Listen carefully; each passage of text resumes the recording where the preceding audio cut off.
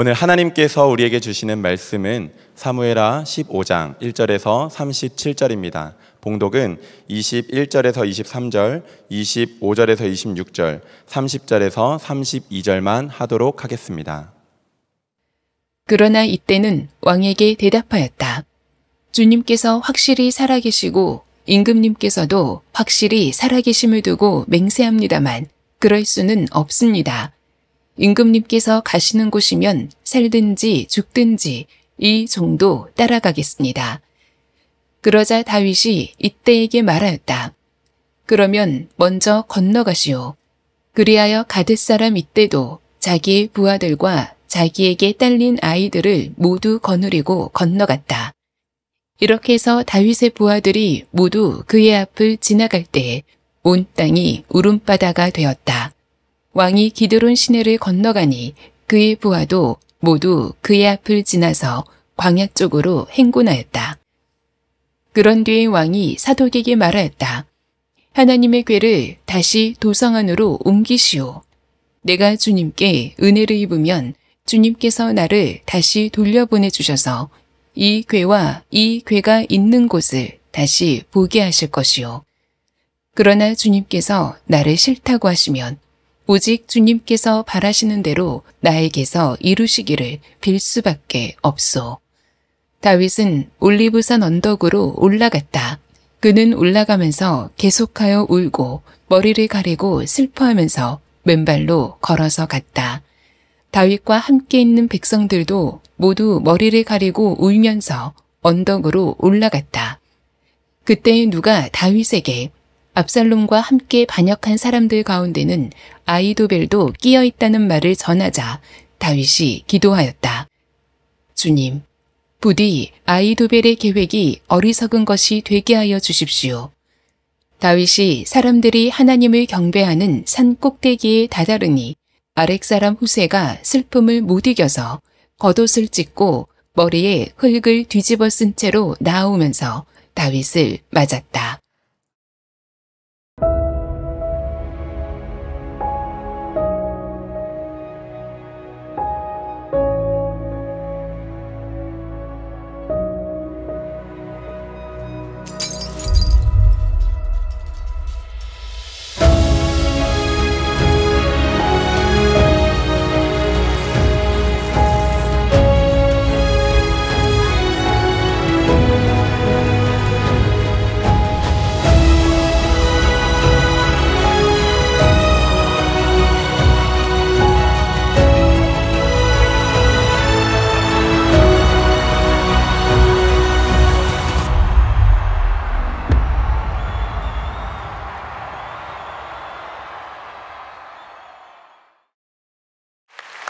네, 사무엘하 하나님의 나라를 세우는 사람 17번째 시간입니다. 인생의 밑바닥 제2의 광야를 지날 때라는 제목으로 말씀을 나누겠습니다. 혹시 여러분들 중에 모든 것이 끝났다라고 느끼는 그런 인생의 밑바닥을 경험해 보신 적이 있으십니까? 모든 사람들이 이런 것을 경험하는 것은 아니지만 우리 주위를 둘러보면 그런 분들이 꼭 한두 분은 있기 마련입니다. 평생에 내가 쌓아왔던 모든 것들이 순식간에 무너지고 나를 향해 웃어주던 사람들이 이제 등을 돌리고 싸늘한 표정으로 돌아설 때 깊은 수치감과 절망감 속에 어디론가 숨어버리고 싶은 바로 그 순간 말이죠. 예전에도 말씀드렸다시피 1998년에 미국의 대통령이었던 빌 클린턴이 성스캔들로 말미암아 거의 그가 가지고 있었던 모든 명예와 또 권위가 하루아침에 땅에 떨어졌습니다. 백악관은 바로 즉시 이 대통령을 회복시킬 수 있는 영적인 멘토를 찾기 시작했는데요. 내면세계의 질서와 영적 성장이라고 하는 책의 베스트셀러의 저자죠. 고든 맥도날드 목사님을 찾았습니다. 왜 그 목사님을 찾으셨을까요? 바로 10년 전쯤에 1987년에 그 목사님 역시 사역을 하던 중에 간음을 범하고 모든 것을 잃어버리게 됩니다. 동역자들도 그로 하여금 등을 돌리게 만들었고 사람들은 떠나게 되고 사역은 그만두게 되었으며 그래서 그의 이름 앞에는 타락한 목사라고 하는 좋은 글씨가 새겨졌지요. 그는 훗날 그 시간을 이렇게 회상합니다. 영적인 나병 환자처럼 철저히 고립되었던 시간이었습니다. 이렇게 고백을 해요. 그런데 그 광야의 시간을 지나며 처절한 회개를 통해 회복을 한 그가 이제는 10년 뒤에 거의 비슷하게 수치와 바닥으로 떨어진 한 나라의 대통령을 진심으로 공감하며 또한 이해하고 도와줄 수 있는 그런 유일한 자격을 갖춘 사람이 고든 맥도날드였기 때문에 바로 백악관은 그 목사님을 통하여 3년간 그 대통령의 멘토링을 할 수 있도록 한 것이죠. 다윗은 오늘 본문에서 인생의 밑바닥으로 치닫게 됩니다. 목동에서 이스라엘의 왕이 되었던, 정말 우리가 사랑하고 많은 백성들이 사랑했던 그가 이제는 자신의 사랑하는 아들에 의해서 왕궁에서 쫓겨나서 맨발로 피난을 황급히 가야만 하는 그런 신세가 되었습니다. 이런 다윗의 상황을 대변하듯 그가 건너는 기드론 시내라고 하는 이 기드론은 어둡고 탁하다라는 의미를 가지고 있어요. 그 시내를 다윗은 건너고 광야로 가게 되는 것이죠. 이 압살롬의 반역은 한순간에 이루어진 것이 아니라 4년 동안 아주 치밀하게 이루어졌습니다. 그 아버지를 반역하기 위하여 아버지의 약점을 찾았는데 다윗이 바쁘기도 했고 여러 가지 일이 있었기 때문인지 사람들의 어떤 재판을 제대로 해결해 주질 못했습니다. 아버지의 약점을 알고 사람들에게 다가가서 내가 영향력 있는 위치에 가면 여러분들의 그 고민을, 어려움을 다 해결해 주겠다, 이런 식으로 사람들의 마음을 사로잡습니다. 마치 대통령 선거 운동하듯이 몰래 사람들의 마음을 훔치는 것이죠. 그리고 4년이 되었을 때 거의 모든 백성들의 마음이 돌아섰을 때 그는 군사를 모으고 이제는 반격하여 다윗에게 쳐들어오게 된 것입니다. 사실은 이 다윗이 쫓겨나게 된 것은 이미 나단 선지자를 통하여서 예언되었던 그 말씀이 성취되는 것이죠. 칼부림이 너희의 집안에서 떠나지 아니할 것이다의 성취가 바로 이것이었습니다. 그래서 다윗의 왕관에 생겼던 그 죄의 균열을 틈타서 압살롬이 들어왔고 왕국 전체를 무너뜨리게 된 것이죠. 결국에는 압살롬에 의하여 다윗은 광야로 쫓겨나게 됩니다. 23절 보십시오. 다윗의 부하들이 모두 그의 앞을 지나갈 때에 온 땅이 울음바다가 되었다. 왕이 기드론 시내를 건너가니 그의 부하도 모두 그의 앞을 지나서 광야 쪽으로 행군하였다. 여러분, 다윗은 광야를 경험한 사람입니다.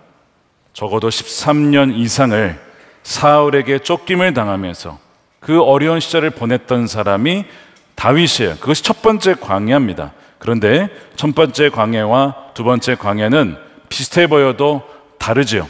첫 번째 광야의 원인은 그의 죄 때문이 아니었습니다. 오히려 죄는 사울에게 있었죠. 억울하게 쫓김을 당하는 그런 신세였어요. 그러면서 하나님께 자신을 지켜달라고 구하면서 하나님은 다윗의 방패가 되어 주셨고 오히려 사울을 2번이나 풀어주면서 하나님의 은혜를 흘려보내는 그런 사람이 되었습니다. 그리하여 그 1광야, 첫 번째 광야를 통해서 하나님의 마음에 맞는 사람, 즉 하나님의 나기드, 대리 통치자로서의 면모를 갖추는 그 과정이 제1광야의 목적이었습니다. 그런데 제2광야의 원인은 다르죠. 제2광야의 원인은 바로 그의 죄 때문이었습니다. 그의 실패 때문이었습니다. 그리하여 그가 징계의 광야를 지금 맞이하게 된 것이고 자신이 뿌린 죄악의 열매를 지금 거두게 되는 거예요. 자, 반복적으로 말씀을 드리지만 죄를 지으면 우리가 회개할 때 주님은 용서해 주시지만 그 죄에 대한 대가를 받을 수 있다는 것을 기억하셔야 됩니다. 사형수가 회개하였을 때에 그를 하나님이 용서해 주시죠. 그래서 천국으로 인도해 주십니다. 그러나 사형을 면하는 건 아닌 거예요. 그와 유사합니다. 이렇게 죄가 무서운 거죠. 그래서 죄의 대가를 다윗이 치르게 되는 거예요. 첫 번째 광야 때는 그의 자세는 하나님께 나아가서 하나님 저를 살려주십시오 이렇게 기도를 하는데 이 두 번째 광야에서는 자기 보존을 위한 기도를 하지 않고 오히려 순복합니다. 하나님 제가 징계를 당하고 있습니다. 하나님 제가 죄를 지었으니 이렇게 대하시는 것이 마땅합니다. 굉장히 겸손하게 자기 자신을 낮추는 그 모습을 보게 돼요. 그래서 이 두 번째 광야에서는 다윗이 그의 영혼이 더욱더 정결하게 되어지는 그 과정을 지나게 되는 거죠. 우리가 제2의 광야를 지나게 될 때에 아마 지금 그런 과정을 겪는 분들이 계시다면 어떻게 이 제2의 광야를 지나가야 할까를 오늘 말씀을 통해서 우리가 돌아볼 수 있으면 좋겠습니다. 먼저 이 제2의 광야에서는 무엇을 경험하게 되는가? 첫 번째로 광야에서 수많은 관계가 끊어지고 가장 아픈 배신을 경험하게 됩니다. 말씀드린 것처럼 압살롬은 다윗의 사랑하는 아들인데 그 아들이 아버지를 죽이려고 합니다. 여러분, 권력 앞에, 돈 앞에 부자 관계가 없는 거예요. 부모 자식 관계가 없는 거예요. 이렇게 무서운 것입니다. 그 권력을 얻고자 아버지를 쫓아내고 죽이려 하는 거죠. 13절에 한 전령이 와서 말합니다. 이스라엘 백성의 마음이 모두 압살롬에게로 기울어졌습니다. 한때 모든 백성들, 거의 모든 백성이 다윗을 지지했는데 그러나 돌아섰다는 겁니다. 물론 과장된 말입니다. 다는 아니었어요. 그러나 상당수가 압살롬에게 돌아간 것은 사실이었습니다. 여러분들이 어떤 위치에 있을 때, 포지션에 있을 때, 가진 영향력이 있을 때, 성공의 정점에 있을 때 주위에 사람들이 있을 거예요. 여러분들에게 주위에 다가와서 알고자 하고 친해지고자 하고 그런 주위의 사람들이 몰려들기 마련입니다. 자, 그런데 실패의 골짜기로 떨어지거나 더 이상 그 포지션을 갖고 있지 않을 때에 더 이상 그 영향을 잃게 되면요, 정말 언제 그러냐는 듯이 마치 안개 사라지듯이 사람들이 사라지게 된다는 겁니다. 다산 정약용이 천주교 신자였는데 그의 종교적인 신념이기도 했고 또한 정조가 죽은 이후에 노선이 바뀌면서 정치적 보복을 당하여 유배를 당하게 되죠. 유배를 가면서 탄식하며 이렇게 얘기를 했다고 합니다. 친구들이 나를 헌신짝처럼 버렸다라고 탄식합니다. 고난이 닥치자 벗들이 연락을 끊은 겁니다. 여러분, 인맥이라고 하는 것이 지금은 물론 우리에게 도움이 많이 될 때가 있지만 그러나 고난의 때 가봐야 그 인맥이 진짜인지 아닌지가 거기서 증명이 되는 거예요. 나에게 힘이 될 거라고 믿었던 인맥들이 내가 고난을 당하면 언제 그런 날이 다 끊어지게 되는 거예요. 거의 모든 관계가 끊어지게 됩니다. 시편 3편에 보면 이렇게 되어 있습니다. 다윗이 압살롬을 피해 다니던 때에 지은 시라고. 그러면서 그가 처절한 고립감 속에 이렇게 얘기를 하죠. 3장 1절에 주님, 나를 대적하는 자들이 어찌 이렇게도 많습니까? 나를 치려고 일어서는 자들이 어찌 이렇게도 많습니까? 온 백성들이 나에게 돌아선 것 같습니다. 나를 죽이려고 덤벼듭니다. 시편 41편 보십시오. 내가 믿는 나의 소꿉동무, 나와 한 상에서 밥을 먹던 친구조차도 내게 발길질을 하려고 뒤꿈치를 들었습니다. 여러분, 그 마음이 얼마나 아플까요? 소꿉친구, 어린 시절부터 나와 함께하던 친구마저도 이제는 나를 치려고 반역하려고 하는 거예요. 바로 이 배신의 정점은 12절에 기록된 아히도벨의 배반이었습니다. 아히도벨은 다윗이 믿고 신뢰하던 다윗의 모사여 책사였습니다. 그런데 그가 압살롬 편에 서게 된 거예요. 왜 그가 배신을 하게 되었을까? 학자들은 얘기하기를 이 아히도벨이 밧세바의 친할아버지입니다. 그러니까 손녀를 그리고 가정을 파괴한 다윗에게 보복하기 위하여 앙심을 품다가 압살롬이 반역을 하니까 거기에 붙은 거 아니겠느냐라고 되게 해석을 하곤 합니다. 어찌됐든 적의 공격보다 믿었던 동역자의 배신과 등돌림이 가장 아픈 법이죠. 이렇게 제2광야는요, 내가 의지했던 수많은 관계가 끊어지고 믿었던 사람의 등을 보게 되는 곳입니다. 두 번째, 제2의 광야는 거의 모든 것이 바닥나는 곳입니다. 다윗이 왕궁을 떠나게 됩니다. 왕궁에 모든 것이 있었어요. 그의 사람들, 그의 재산, 그의 명예, 모든 것을 두고 나와야 되는 거예요. 이 다윗이 어떤 상황인지를 보여주는 한 단어가 바로 오늘 30절에 나오는데 맨발로 걸어서 갔다는 겁니다. 신발을 신지도 못할 정도로 황급하게, 아니 맨발로 그가 가진 모든 것을 잃었다라고 하는 것을 상징적으로 보여준 단어가 맨발이죠. 그래서 철저히 무장 해제된 모습으로 그는 제2의 광야를 걸으며 인생의 바닥을 치며 그의 자존심의 바닥을 드러내게 됩니다. 16장에 가게 되면 사울의 친족 시므이가 나오는데 피난을 가는 다윗에게 돌을 던지며 저주를 합니다. 이렇게 저주하죠. 영영 가거라, 돌아오지 말라는 겁니다. 이 피비린내 나는 살인자야, 불안당 같은 자야, 저주를 퍼부어요. 옆에 있던 부하들이 저놈을 죽일까 하는데 다윗이 말리죠. 대꾸하지 말라는 겁니다. 그 저주가 오를 수도 있다라고. 다윗은 시므에게 한마디도 하지 못한 채 그 모든 자존심이 산산조각 나는 그 상황을 겪게 되는 거예요. 바로 이것이 제2의 광야입니다. 마지막으로 제2의 광야는 자신의 신앙이 조롱받는 곳입니다. 모든 것이 무너져 내릴 때에 힘든 것 중에 하나는 주변에 조롱 섞인 목소리인데, 특별히 우리의 신앙에 대해서 혹은 하나님에 대해서 조롱할 때 참 마음이 아프죠. 시편 3편 2절입니다. 나를 빗대어 하나님도 너를 돕지 않는다. 하나님도 너를 버렸다. 너의 삶을 봐라. 너의 밑바닥을 친 인생을 봐라. 하나님이 도우신다면 그럴 수가 있느냐. 빈정되는 자들이 어찌 이렇게도 많습니까? 세상이 광야에 있는 우리들에게 던지는 가장 잔인한 돌멩이 중에 하나죠. 즉 우리가 세상에서 바닥을 치고 어떤 이유로 인하여서 힘들어할 때에 그 고통이 나의 불신앙 때문인 것처럼 연결시킬 때, 그리하여 우리의 신앙이 조롱받을 때 그 영적 모욕감이야말로 제2차 이 광야의 가장 고통 중에 하나이라고 생각을 합니다. 우리는 이 광야를 지날 때에 어떻게 해야 될까? 과연 이 절망 속에 계속 머물러 있어야 될까? 내가 죄를 지었으니까 그냥 난 이렇게 살아야 돼. 이것을 말하고자 오늘 본문이 쓰인 것일까요?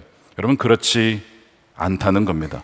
오늘 말씀을 읽다 보면 제2의 광야를 우리가 어떻게 지나가야 하는지, 소위 광야를 지나는 법과 태도에 대해서 우리는 다윗을 통해 알 수 있게 됩니다. 먼저 그것을 보여주는 것이 무엇이냐면 다윗이 언약궤를 대하는 태도입니다. 다윗이 피난을 가는데 다윗의 제사장과 레위인들이 하나님의 언약궤를 메고 먼저 간 겁니다. 그래서 갔더니 먼저 그 언약궤가 도착해 있었어요. 24절 보십시오. 그곳에는 하나님의 언약궤를 메고 온 모든 레위 사람과 함께 사독 제사장입니다. 와 있었다. 그들은 거기에다가 하나님의 궤를 내려놓았다. 여러분, 언약궤는 뭐죠? 하나님의 임재의 상징이에요. 그래서 이스라엘 백성들은 전쟁 나갈 때 언약궤를 가지고 갔습니다. 이것이 승리를 보장한다. 마치 약간 부적처럼, 과거에 그러다가 여러 번 실패하긴 했지만 그런 임재의 상징이기 때문에 전쟁터, 이 내란 상황이니까 하나님의 언약궤를 이 다윗과 함께 가지고 오게 된 것입니다. 그래서 다윗의 입장에도 언약궤가 있는 게 유리하죠. 누가 봐도 하나님의 언약궤가 압살롬이 아니라 다윗과 함께 있으니 정당성이 하나님이 택한 사람이 다윗이다라고 보여줄 수 있는 것이기 때문에 잘 가져왔다라고 할 만한데, 다윗이 뭐라고 하냐면 언약궤를 다시 성전으로, 다시 왕궁으로 돌려보내라라고 말씀을 하는 거예요. 자, 25절에 그런 뒤에 왕이 사독에게 말하였다. 하나님의 궤를 다시 도성 안으로 옮기시오. 내가 주님께 은혜를 입으면 주님께서 나를 다시 돌려보내주셔서 이 궤와 이 궤가 있는 것을 다시 보게 하실 것이요. 자, 이 고백과 이 말씀 속에 제2의 광야를 어떻게 지나가야 하는지, 어떤 태도를 우리가 가져야 되는지를 보여줍니다. 첫 번째, 하나님을 조종하려는 손을 내려놓아야 합니다. 다윗은요, 언약궤를 부적처럼 사용하여서 자신의 뜻을 이루는 유혹을 지금 거절하는 것입니다.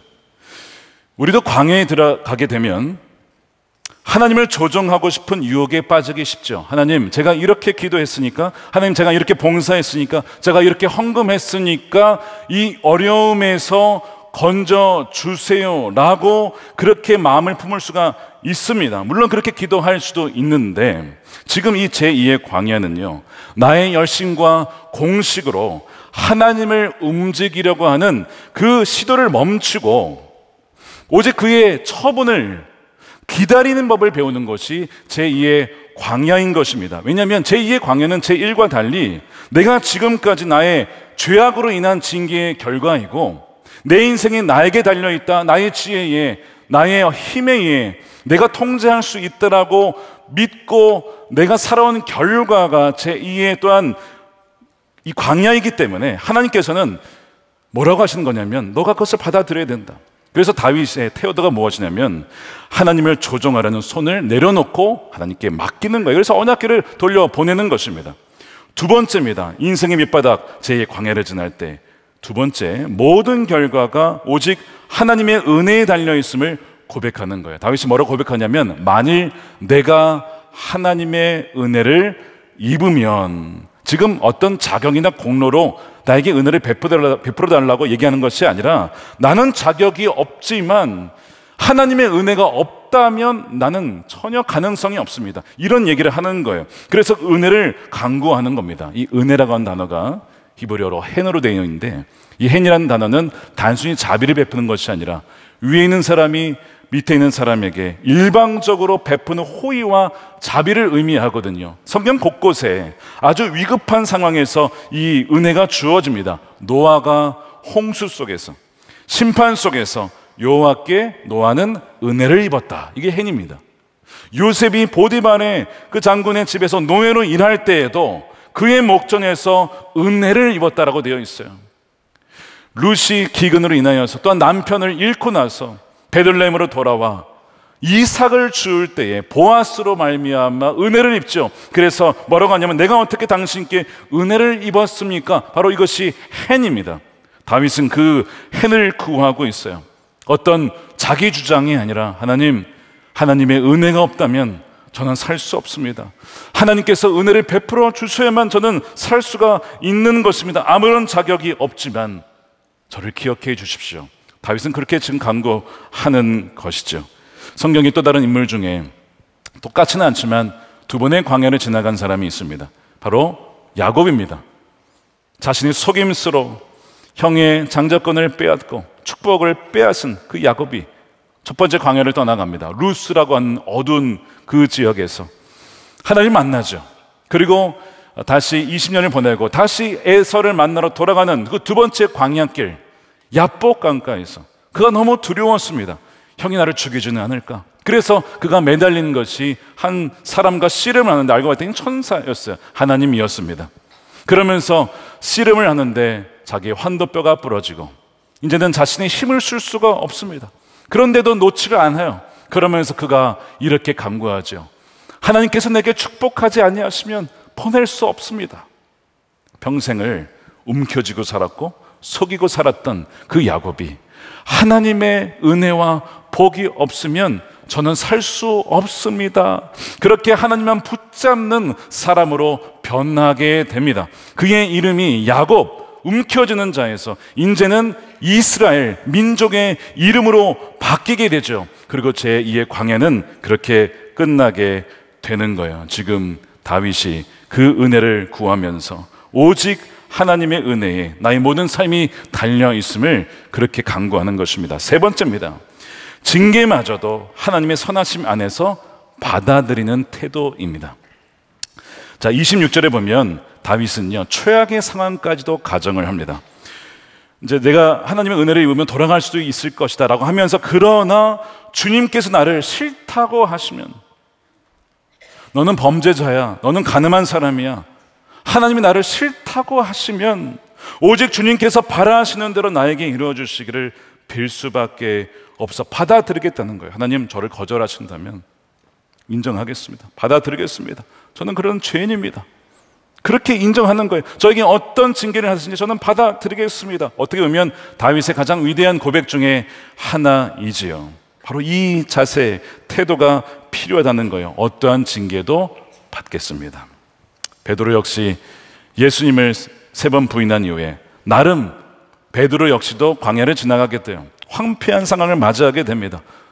뭐 낚시를 해도 고기 잡히지 않고 즐거움도 사라지고 너무나 힘든 것이죠. 근데 주님이 찾아오셨어요. 그리고 묻는 것이, 내가 나를 사랑하느냐? 예전 같았으면 제가 목숨을 바쳐 당신을 위해 사랑하겠습니다, 뭐 일하겠습니다 이랬을 텐데 말을 하지 못하고 사랑한다는 말도 못하고 주께서 제가 당신을 사랑하는 줄을 주께서 아십니다. 주님이 저를 어떻게 대하시든 제가 그냥 인정하겠습니다, 받겠습니다. 그런 베드로의 자세였죠. 주님 뭐라고 하십니까? 내 양을 쳐라. 내 양을 먹이라, 어린 양을 먹이라. 그를 신뢰하고 그를 위임하며 그에게 중요한 사명을 맡겨주시는 거예요. 이게 굉장히 중요한 자세입니다. 자, 다윗이 이렇게 광야를 지나가면서 이런 태도로 주님께 나아가자 하나님께서 생각하지도 못했던 도움의 손길을 다윗에게 주십니다. 그 첫 번째가 바로 이때라고 하는 용병입니다. 이때는 가드 출신, 골리앗이 가드 출신이죠. 블레셋 출신인데 용병이에요. 병사 600명과 함께 다윗과 함께 따라 나선 겁니다. 그러니까 다윗이 딱 보니까 너가 나를 따라오면 너 죽을 수도 있어. 지금 내란 상황에서 어느 편에 서야 할지를 잘 서야, 이게 삶과 죽음이 갈린 문제인데 너 나 따라오면 고생할 수 있다. 너 죽을 수도 있어. 차라리 새로운 왕을 모셔라.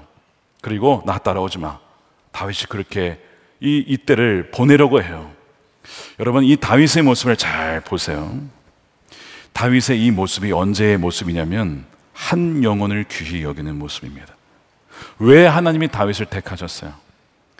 목동이었을 때 한 마리 양이 사자나 곰이 물어가면 오늘 한 마리 잃었네, 포기하는 게 아니고 쫓아가서 그 양을 구해 온 거예요. 하나님이 그것을 보고 내가 한 왕을 봤다라고 해서 내 백성들을 그에게 맡기리라, 그래서 그에게 기름 부은 거 아닙니까? 다윗은요, 한 영혼, 한 생명을 소중히 여긴 사람이에요. 그런데 지금 이제 광야에 왔어요. 왜 왔습니까? 왕궁에 갔더니 어느덧 교만해져가지고 사람을요, 사람 취급하지 않고 자신의 유익과 쾌락을 위하여 우리아라고 하는 충신을 마치 체스 말처럼 취급했어요. 그래서 죽여버렸잖아요. 다윗이 변질된 거예요. 한 사람을 귀히 여기는 그 다윗이 더 이상 아닌 거죠. 하나님이 다윗을 광야로 보낼 수밖에 없었던 겁니다. 그런데 광야에 왔더니 다시 다윗이 그 마음을 회복한 거예요. 이때야, 너 나 따라오면 안 돼. 너 아직 젊잖아. 너의 인생 아직 많잖아. 나 따라오면 고생할 거야. 너 죽을지도 몰라. 그러니까 새로운 왕을 따라가렴. 이때가 거기에서 감동을 받는 거예요. 여러분, 제2의 광야를 지나신 분이 계십니까? 어쩌면 이것이 원인일 수 있어요.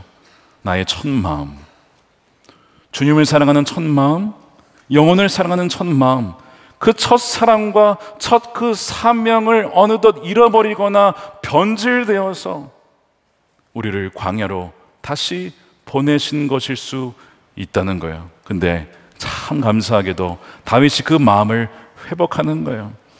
이때가 뭐라고 하는 거냐면 이런 겁니다. 왕이시여, 아마 사울의 쫓김을 당할 때에 만난 사람 같아요. 왕이시여, 저는 왕께서 광야를 지날 때에 여전히 하나님을 신뢰하고 의지하고 찬양하고 기도하고 심지어 그 원수와 같던 사울마저도 2번이나 용서하는 것을 보았습니다.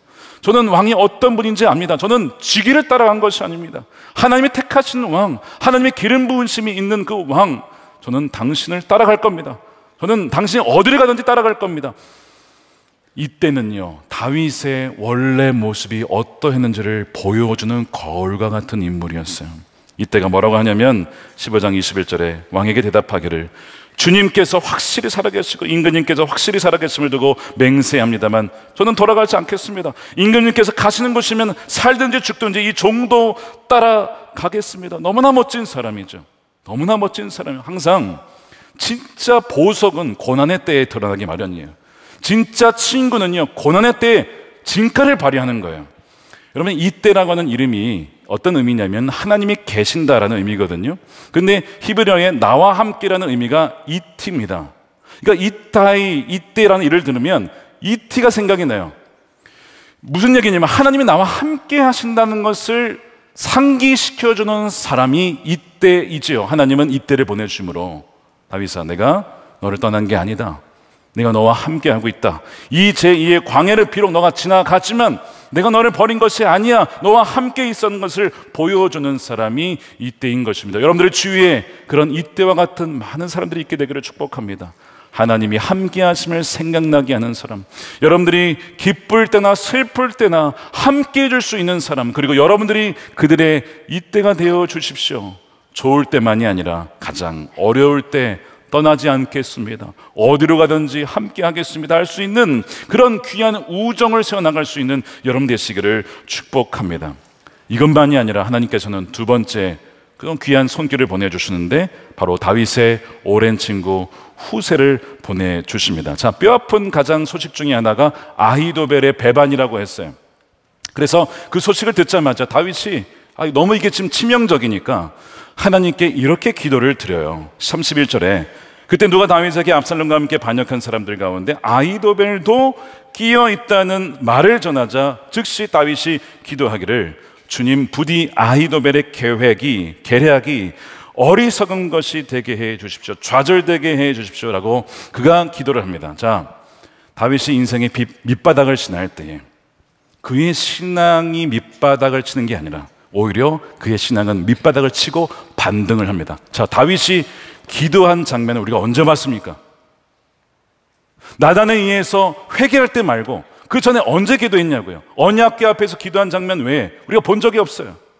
근데 광야를 갔더니 드디어 이 다윗의 영성, 어느 순간에 있든지 하나님 저를 지켜주십시오. 나와 함께 하시는 분이십니다. 주님은 나의 방패가 되십니다. 모든 순간을 묻고 또 물으며 말씀하지 아니하시며 움직이지 않았던 그 다윗의 모습이 지금 드러나고 있죠. 이것이 제2의 광야의 목적이라고요. 다윗의 영성이 살아나고 있는 거예요. 다시 회복되고 있는 거예요. 그래서 그가 기도를 하는데 이 기도는 하나님을 조정하려는 기도가 아닙니다. 하나님 이렇게 해주십시오. 조정의 기도가 아니라 하나님 저는 무기력합니다. 저는 아무것도 아닙니다.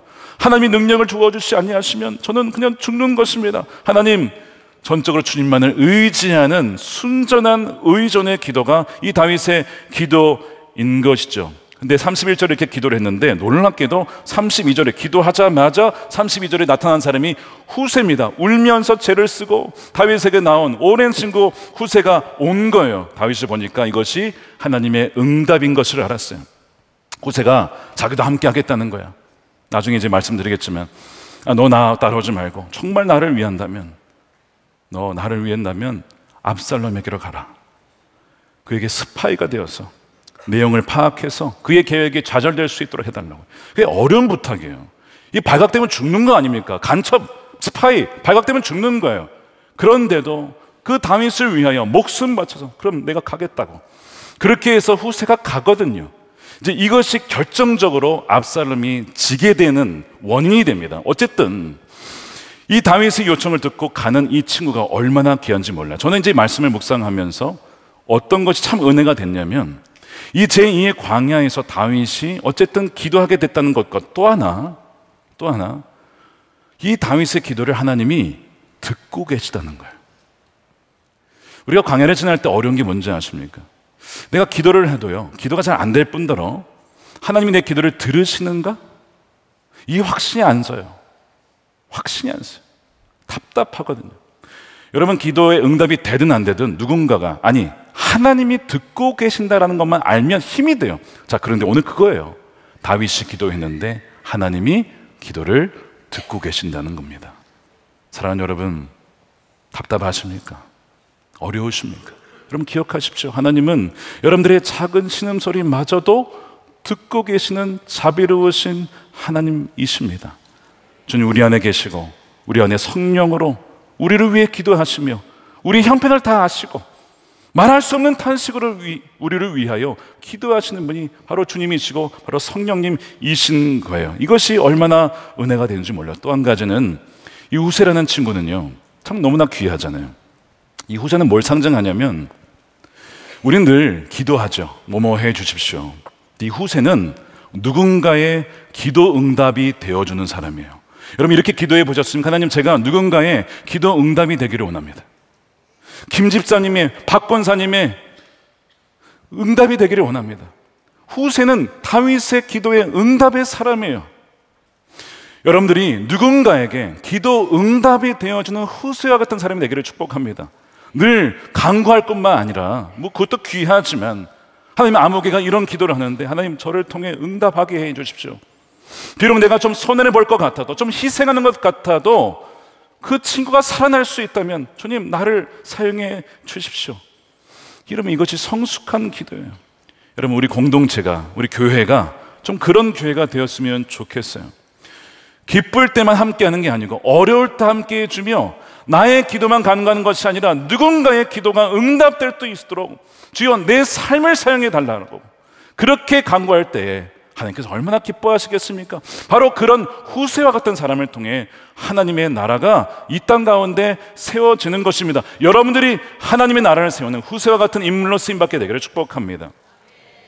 이것이 후세가 주는 우리의 메시지예요.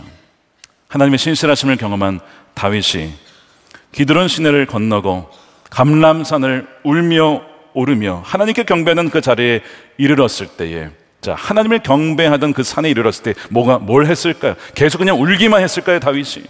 그렇지 않습니다. 시편을 읽어보니까 그는 거기에서 하나님을 찬양하고 또 하나님의 어떠하심을 선포하며 나가게 되는 거예요. 그것이 시편 3편 3절입니다. 우리 함께 읽어보겠습니다. 시작. 그러나 주님은 나를 애워싸 주시는 방패, 나의 영광, 나의 머리를 들게 하시는 분이시니 위대한 믿음의 전환입니다. 세상의 목소리가 하나님도 너를 버렸어, 하나님도 너를 떠났어라고 할 때에, 그러나 주님, 하나님은 나의 방패이십니다. 사람들이 너의 영광은 떠나갔어 할 때, 하나님, 그러나 주님이 나의 영광이 되십니다. 실패의 목소리가, 좌절의 목소리가, 절망의 목소리가 너는 이제 다시 일어날 수 없어라고 할 때에 하나님 뭐라고 하십니까? 이 다윗의 고백대로 주님은 나의 머리를 다시 들게 하시는 분이십니다. 이 선포를 다시 드리는 거예요. 여러분들, 이 믿음의 고백이 여러분들의 고백이 되기를 축복합니다. 그렇게 선포하시는 거예요. 하나님, 제가 죄인이 맞습니다. 저는 정말 하나님 말씀에 순종하지 않는 사람입니다. 그러나 그렇기 때문에 주님이 나의 주님이신 거고, 그렇기 때문에 주님이 나를 위해 돌아가신 것이고, 그렇기 때문에 주님께서는 그 십자가의 은혜로 말미암아 나의 고개를 들 수 있도록 세워주시는 것입니다 라고 선포하는 것이죠. 5절 6절 보세요. 내가 누워 고나게 잠들어도, 그 상황 속에서도 잠들었다는 거예요. 어떻게 해요? 하나님이 위안을 주시고 위로를 주시고 돕는 손길을 베풀어 주시니 고나게 잠들 수 있는 거예요. 그러면서 다시 깨어나게 되는 것은 주님께서 나를 붙들어 주시기 때문입니다. 아멘이죠. 나를 대적하여 사망의 진을 친 자들이 10,000만 대군, 이거 좀 과장법이죠. 어떻게 10,000만 명이 모입니까? 근데 10,000만 대군이 와도 하나님 한 분을 당할 수가 없으니 나는 두려워하지 않으렵니다. 이것이 다윗이 그곳에서 예배하며 찬양하며 주님께 올려드렸던 고백인 것입니다. 그래서 그는 그곳에서 찬양하며 하나님의 도우심을 구하며 기다림을 가질 수가 있었던 것이죠. 여러분, 다윗의 이 길을 보면요, 이 다윗이 걸었던 길, 1000년 뒤에 다른 분이 그 기드론 골짜기를 건너가게 되고 감람산 올리브산을 오르며 눈물로 기도하게 됩니다. 누구십니까? 바로 우리 주 예수 그리스도이십니다. 요한복음 18장 1절에 예수께서 이 말씀을 하신 뒤에 제자들과 함께 기드론 골짜기 건너편으로 건너가셨다. 거기에는 겟세마네 동산이 하나 있었는데 예수와 그 제자들이 거기에 들어가셨다. 다윗이 울며 건넜던 그 기드론 골짜기와 다윗이 울며 주님을 찬양했던 바로 그곳에서, 바로 그곳이 겟세마네 동산이었어요. 다윗은 자신의 죄 때문에 기드론 골짜기를 건너야 했지만 주님은 우리 죄 때문에 기드론 골짜기를 건너셨고, 다윗은 자신의 죄악 때문에 눈물로 감람산을 오르셔야 했지만 주님은 우리의 죄악을 없애시기 위하여, 감당하시기 위하여 황금 왕관이 아니라 가시 면류관을 우리 자리에서 그것을 당하시면서 겟세마네에서 우리를 위하여 피땀을 흘리시면서 기도하시는 것입니다. 아버지여, 이 잔을 지나가게 하옵소서. 그러나 나의 뜻대로 마시고 아버지 뜻대로 하옵소서. 그 잔을 드셔야만 우리가 살 수 있기 때문에 우리를 위하여 주님은 그 십자가의 죽음의 잔을 드신 것이죠. 주님이 우리를 대신하여 인생의 가장 밑바닥의 십자가라는 곳에 내려가셨습니다. 왜냐하면 우리가 인생의 밑바닥에 있을 때에 하나님을 심판주가 아니라 구원주로, 용서하신 아버지로 영원히 만날 수 있도록 길을 열어주시기 위하여 다시는 그 절망 가운데 빠지지 않고 영원히 지옥에 가지 않도록, 그 영원이라고 하는, 이 지옥이라고 하는 영원의 밑바닥으로 가지 않도록 하시기 위하여 주님이 친히 그 죽음을 대신 당하시는 것입니다. 그래서 주님이 그 골짜기를 건너셨고 주님이 그 감람산의 소리를 위하여 기도하시며 결국에는 십자가를 지신 거예요. 사랑하는 여러분, 주님이 대신 그 길을 걸으셨고 가장 밑바닥을 치셨기 때문에 누구든지 그를 믿는 자마다 영원히 멸망치 않고 영원히 밑바닥을 치지 않고 다시 고개를 들 수 있게 되는 줄을 믿으시길 축복합니다. 몇 개월 전에 한 목사님을 만났습니다. 탱크라는 별명 가진 목사님이에요. 홍민기 목사님입니다. 몇 주 전에 저희 교회 교사 부흥회도 오셨는데요. 최연소 타이틀을 많이 갖고 계세요. 40세였나요? 그 교단의 가장 큰 교회 중에 하나인 대형 교회 담임 목사로 오셨고요. 그 전에도 청소년 사역을 비롯한 사역을 참 잘 하셨어요. 베스트셀러 작가이기도 했습니다. 근데 어느 날 사역을 하다가 모든 것을 내려놓고 담임 목사직을 사임해야 했습니다. 거침없이 달리던 탱크가 마치 새벽에 부딪힌 것처럼 멈춰 선 것이죠. 그의 삶은 멈춰섰고 극심한 혼란에 빠졌습니다. 신뢰했던 동료들은 그로부터 고개를 돌렸습니다. 연락을 끊었습니다. 비난자로 변했습니다. 목사님은 그 시기에 자신이 지나갔던 과정을 책으로 남았는데 책 제목이 이겁니다. 더 이상 내려갈 곳이 없었다. 더 이상 내려갈 곳이 없었다. 다윗이 경험했던 제2의 광야를 그 목사님도 그 과정을 통해 겪게 된 거예요. 그러면서 기도를 하는데 하나님께 원망의 마음이 들더라는 거예요. 하나님, 저에게 왜 이렇게 대하십니까? 어떻게 저에게 이러실 수가 있습니까? 이렇게 하나님께 막 토로하면서 분노와 억울함과 배신감과 여러 가지를 섞어서 다 주님께 기도를 하는데, 그렇게 탄식의 기도를 드리다가 마음속에 하나님께서 이렇게 저에게 물으시는 것 같다는 겁니다. 그 목사님에게. 힘드니? 억울하니? 아깝니? 근데 이 세 가지 질문이 그렇게 마음이 위안이 되더래요. 왜요? 왜요? 내 기도를 듣고 계시다는 거잖아요. 내 사정을 다 알고 계시다는 거잖아요. 주님 모르는 게 아니란 뜻이잖아요. 그냥 누군가가 내 기도를 듣고 계시다는 말로 그렇게 힘이 되더라는 거예요. 예전에 그분이 시편 23편 말씀을 왜 안 했겠습니까? 여호와는 나의 목자시니 내게 부족함이 없으리로다. 근데 이 말씀을 강의할 때는 다윗이 풍족할 때, 부족함이 없을 때 고백한 걸로 생각했다는 거예요. 근데 자신이 그 광야의 길을 지나가 보니까 그게 아니더래요. 가진 것 다 잃어버리고, 사랑하던 사람들 다 등 돌리고, 관계 다 끊어지고, 아무도 나를 지지하지 않을 그때에도 여전히 나와 함께 하시며, 이때 나와 함께 하시며 존재하시는, 위로하시는 그 하나님이야말로 나의 목자가 되시니 내가 부족함이 없다. 아무리 많은 사람이 있어도 하나님 한 분이면 정말 충분하구나. 그 고백인 것을 그제서야 그가 깨달았다는 거예요. 목사님이 그 과정을 쫙 겪으시고 지금 뭘 하시냐면 라이트하우스 무브먼트라고 목사님들을 훈련하여 개척교회 하여서 그 교회들이 건강하게 성장하여 연합하여 하나님 나라를 세우는, 어쩌면 그 전보다 더 귀한 사역을 잘 감당하시는 거예요. 너무 귀한 사역을 하고 계세요. 그러면서 저에게도 오셔서 저의 자신의 실패 이야기, 고난의 이야기를 해주시면서 저를 위해 기도하며 응원한다라고 너무나 귀한 말씀을 전해주셨어요. 너무 감사하더라고요. 사랑하는 여러분, 제2의 광야를 지난 분이 계십니까? 절망 가운데 계세요. 물론 제2의 광야는 우리의 실수나 어떤 죄로 인해서 주어진 것이기에 우리는 반드시 회개해야 합니다. 그런데 회개한 이후에는 고개를 떨구지 마세요.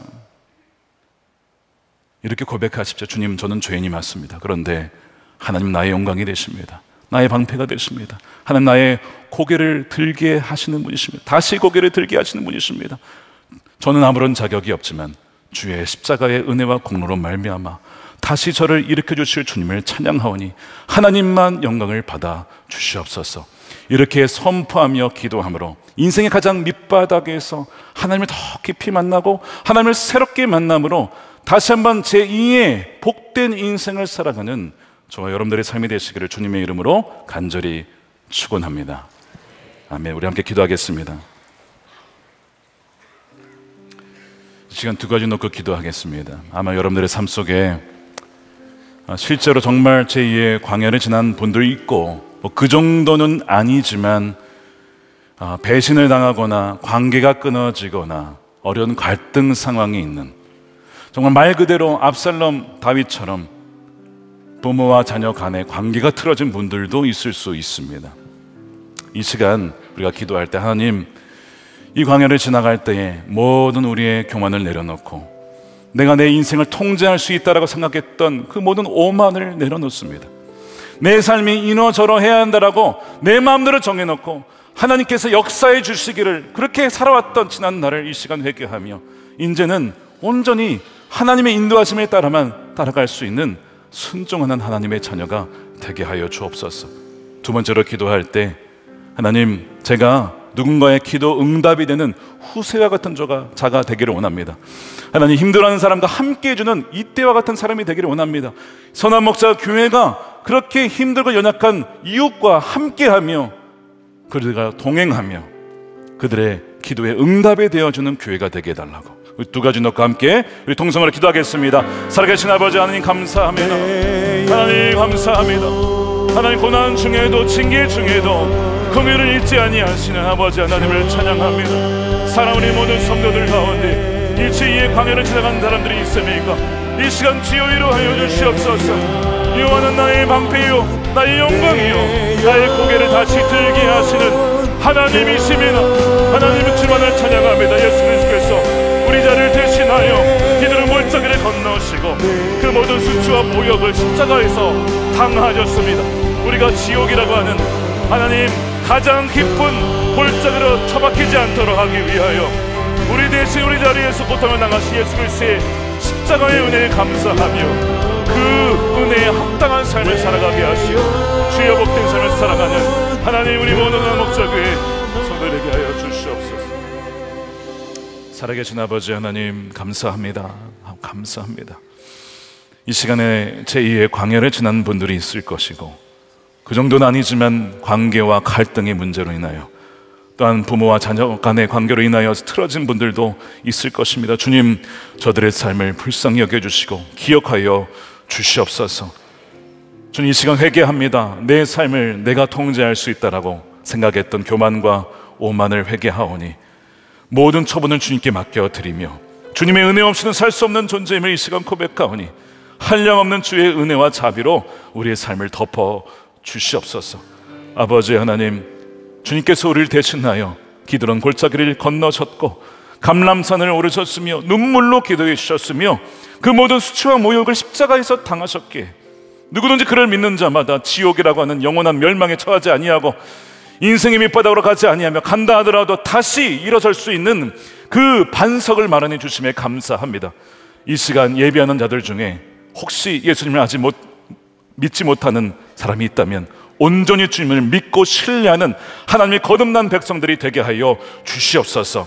주님만이 나의 왕이시오 영광이시오 방패이심을 고백하며 나의 고개를 다시 들게 하시는 여호와 하나님이심을 고백하는, 선포하는, 찬양하는, 예배하는 하나님의 자녀들 되게 하여 주시옵소서. 하나님, 우리가 힘들어하는 이웃과 함께하는 이때와 같은 존재가 되기를 원하고 누군가의 기도에 응답이 되어지는 후세와 같은 그리스도인이 되기를 원합니다. 나의 것만을 위하며 움켜쥐려고 하는 인생이 아니라 이제는 그것을 흘려보내며 내어주며 자신의 것을 기꺼이 흘려보내 누군가에게 복이 되어지는, 그런 복의 근원이 되어지는 삶을 살아갈 수 있도록, 그런 교회가 될 수 있도록 주여 축복하여 주시옵소서. 이 시간 11조를 감사헌금으로 성경헌금으로 구별하여 주님께 올려드립니다. 또한 바치는 마음과 중심을 주님께서 기쁘게 받아주시고 수 있는 곳곳마다 생명이 살아나며 또한 복음의 역사가 부흥이 일어나는 놀라운 증거를 허락하여 주시옵소서. 재정이 묶인 사람이 있습니까? 병든 자가 있습니까? 주 예수 그리스도의 은혜로 덮어주셔서 회복하는 은혜를 허락하여 주시옵소서. 아버지, 이 나라가 하나님을 경외하는 나라가 되게 하시고 지도자들에게 지혜를 주셔서 하나님을 경외함이 지혜임을 알게 하여 주시고 백성들을 위한 진정한 정치와 통치를 할 수 있도록 하나님 역사하여 주시옵소서. 남과 북이 복음으로 통일되기를 원합니다. 북한에 억눌려 있는 김정욱, 김국기 목사님, 최충기 선교사님, 장문석 집사님 비롯한 묶여있는 하나님의 백성들을 풀어주셔서 함께 예배하는 그날이 속히 오게 하여 주시옵소서. 복음을 증거하러 나간 우리 단기 선교팀원들을 기억하여 주시고 또 선교지에서 신실하게 복음을 증거하는 선교사님들의 가정을 보호해 주시며 보내는 선교사로서 함께 합력하여 주의 오시기를 예비하여 착하고 충성된 종아 참 잘하고 수고하였다라고 그렇게 안아주시는 그 은혜를 한 사람도 빠짐없이 우리 모두가 누릴 수 있도록 은혜 위에 은혜를, 축복 위에 복을 더하여 주시옵소서. 감사하며 우리 구주 예수님의 이름으로 기도드립니다. 아멘. 우리 다 같이 일어나셔서 준비하신 힘을 드리며 내 평생에 가는 길 찬양하겠습니다.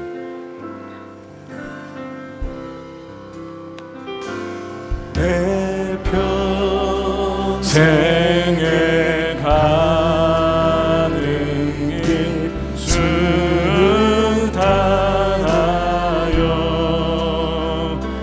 늘 잔잔한 밤 같든지 큰 풍파로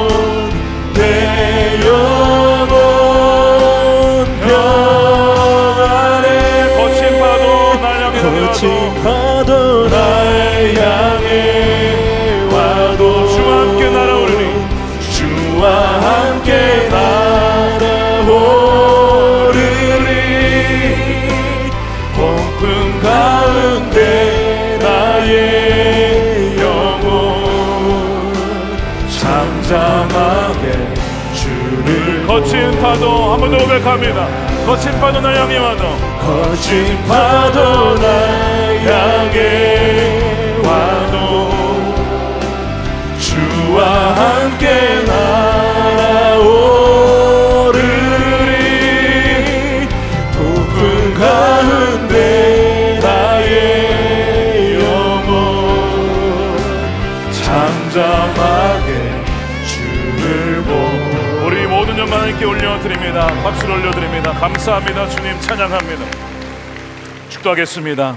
이제는 우리의 생명 되시고 구원 되시는 예수 그리스도의 크신 은혜와 아버지 하나님의 측량할 수 없는 사랑하심과 세상 끝날까지 함께 하시는 성령님의 감화감동 교통 내주하심이 인생의 밑바닥과 제2의 광야를 지나가는 성도들, 예배하는 모든 예배자 머리 위에 저들의 가정과 일터와 사랑하는 자녀들과 다음 세대와 주의 몸된 교회와 조국 대한민국과 열방 가운데 영원히 함께 하시기를 간절히 축원하옵나이다. 아멘.